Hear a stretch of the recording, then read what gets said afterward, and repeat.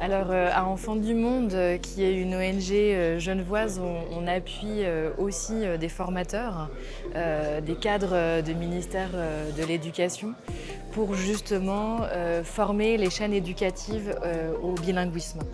À Enfants du Monde, on crée du matériel qui vise à outiller en fait les enseignants dans leur pratique de classe, et on a une approche qui est assez complémentaire à ce que peuvent faire d'autres programmes, d'autres approches, une approche très transversale des pratiques biplurilingues en classe, et on a créé du matériel aussi dans différentes disciplines, en langue, mathématiques, mais aussi en sciences, pour traiter de problématiques et de thématiques sociales en fait, qui impactent les communautés.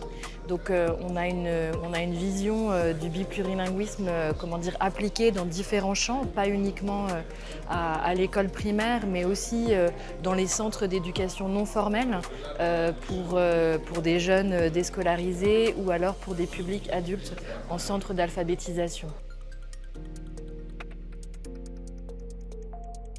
Alors moi je suis Noémie Guérif, spécialiste en éducation pour Enfants du Monde, et j'appuie donc différents partenaires, notamment au Burkina Faso, au Guatemala et au Tchad, pour renforcer les capacités des chaînes éducatives dans l'inclusion du biplurilinguisme. Au niveau du matériel, je pense qu'il y a une vraie complémentarité. À Enfants du Monde, on a produit des séquences didactiques qui visent à couvrir tous les niveaux de l'école primaire, du CP1 au CM2.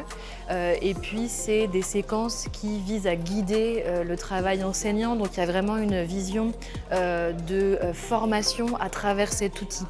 C'est un peu de transformer les pratiques de l'enseignant en utilisant cet outil. Donc je pense qu'il y a une complémentarité très opérationnelle assez évidente. Et puis en termes de discipline aussi, on couvre les disciplines sciences, sciences sociales, sciences de la vie et de la terre, qui est un matériel aussi qui peut venir compléter l'existant pour Élan. Voilà.